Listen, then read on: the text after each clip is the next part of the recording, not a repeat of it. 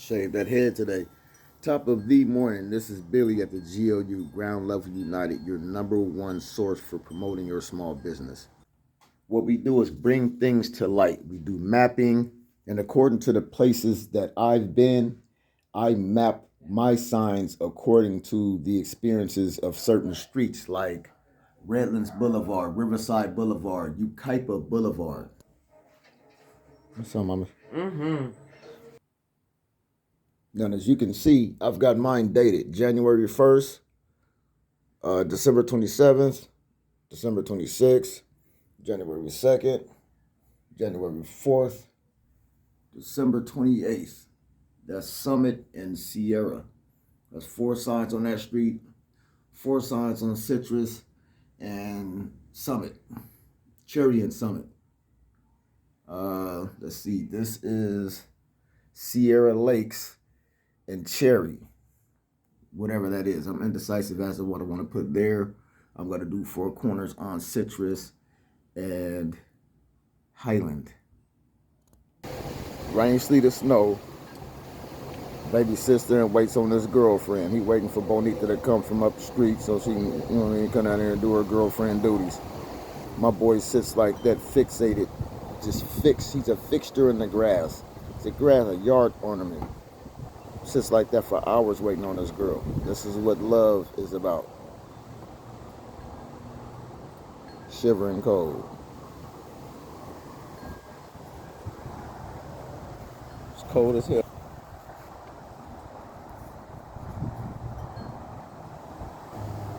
Cold as hell out here. This boy out here waiting on a female to pull up. What's wrong with him? Look at him, shivering cold. He don't know what to do waiting on that girl.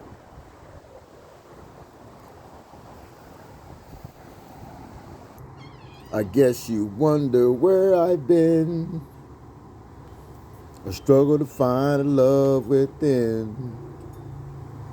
I came back to let you know a thing for you, and I can't let go. Yeah, I'm talking about you. Come here. Come on, buddy. It's cold out here. Put him right by the door so he can see right down the street. I'm looking for him, girl, huh? Anyway, that's not what we're here for. What we're reacting to is African cities and why they're so damn dirty. I won't even say that. You know what?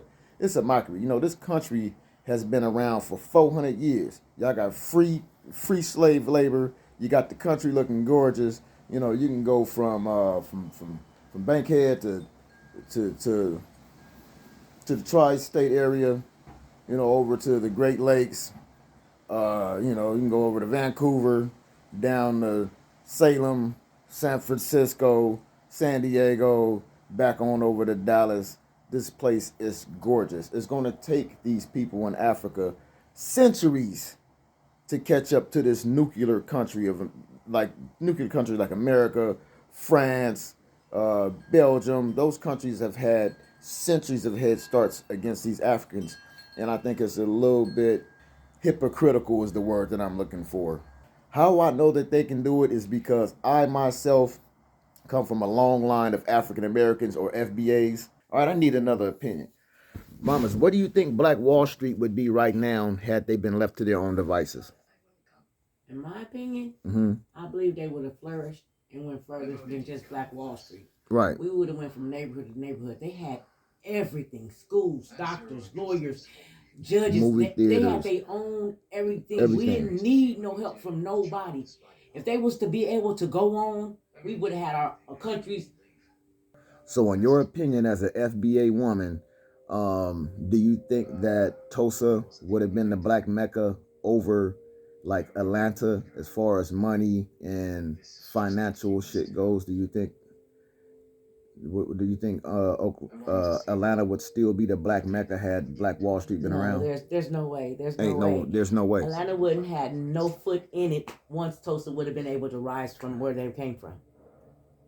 So for one community to privilege another and then go up on the hill and say, hey, look at you guys. Look how y'all living. Y'all ain't got no street lights. Hell, y'all ain't got nowhere to lay your head tonight. So as I said before, you give these people 100 years, 200 years, 3, 4, 5, 6, 7 presidents, and let's see how these countries turn out. But for right now, they look like shit. We need to be wealthy to plan and maintain our streets. How is it possible that we have leaders running the various African countries who see this mess but seem to do little to address Nothing it? at all. The average age of most African countries is 60, which makes them older than Qatar, the UAE, or Bahrain. Those countries are way younger than we are. And just 25 years ago, those countries were underdeveloped. The irony is that in the 50s, cities like Lagos, Nairobi, Accra, and Douala had impressive urban planning while under European rule. So what happened? Have we retrogressed while the GCC... I know he's European. He used words like retrogressed. That black people can't manage or run countries, because even black countries... I'm not quite sure of what country he's from. It says Bantu City Diaries. I'm not sure where they're from. He looks a little bit East African. Woo-wee. Wherever that was. Wow.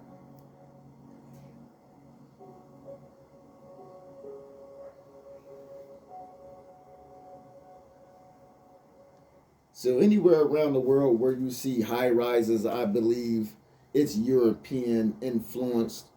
Me myself, shit, I would be building down, if anything, down and wide. You know, the skyscraper saves a lot of space. What happens is that around skyscrapers, you have a lot of cars, a lot of parking. You need a mass parking infrastructure. About being wealthy. Every major infrastructure in Black Africa was built by non-Africans. Didn't I just say that?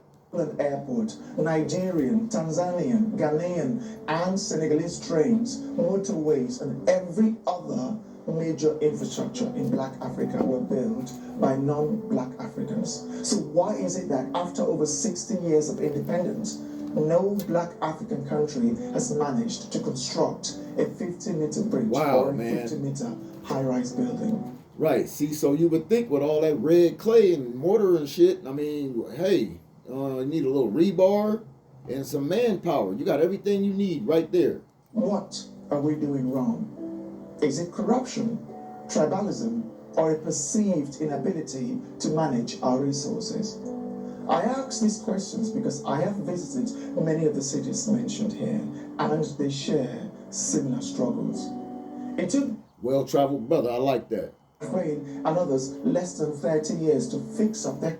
Well, what he's not saying is that the slaveholder, the Muslims had a huge foothold in slavery, and like he said, these countries in Africa are about 60 years old. The slave trader had 60 years. If I had a 60-year head start above anybody, shit, you gonna know about it.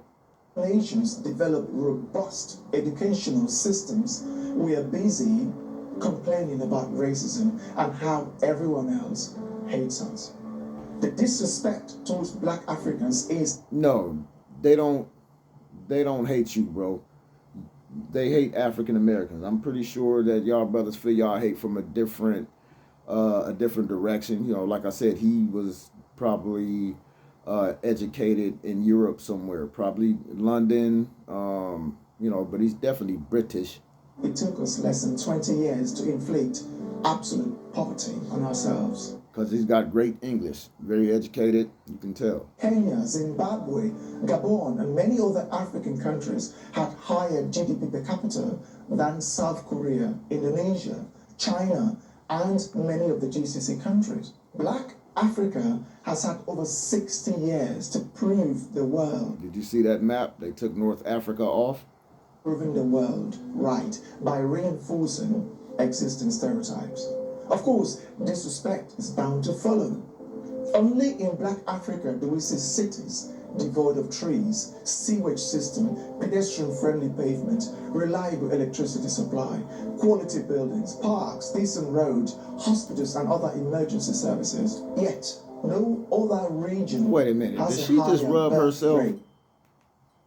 City supply, quality buildings, parks, decent roads, hospitals, and other emergency services. Yet, no other region has a higher birth rate than Black Africa. What infrastructure and resources are in place for the endless baby production? What do you have to offer them?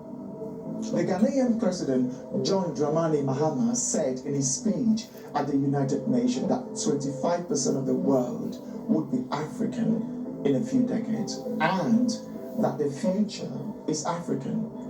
Can someone tell him that simply having more people doesn't equate to wealth, a better life, power, or prosperity? That depends Can on someone management. also say to him that Switzerland has a population of only 8 million, but it is greater by all metrics than nearly 500 million West Africans? Can someone also tell him that those Africans who like to brag about their numbers, that one American, Elon Musk, is wealthier than the entire region of Central Africa, which comprises over 230 million people? In other words, Africa is multiplying its already poverty-stricken situation to the point of total exhaustion.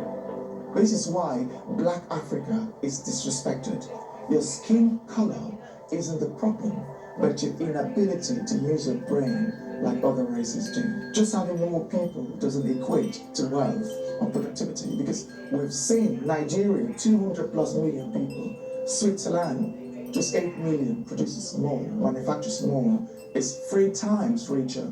8 million versus 237 million. Taiwan has just 23 million people. Taiwan is richer than the entire West Africa, a region hundreds of times bigger than Taiwan and more people than Taiwan by over 200 times. Yet, Taiwan, tiny Taiwan with no natural resources, produces more than the entire West Africa. None of this means nothing. I think we're wrong. If there's anything you want to add, please leave them in the comments. Okay, so in the same video, to conclude and to end the video, what I'm going to do is go to the comments. So check out what some of these people are saying. Y'all better be nice, because I will expose your ass. It's the truth. He said it doesn't require wealth to pick up trash, nor to throw it on the ground in the first place.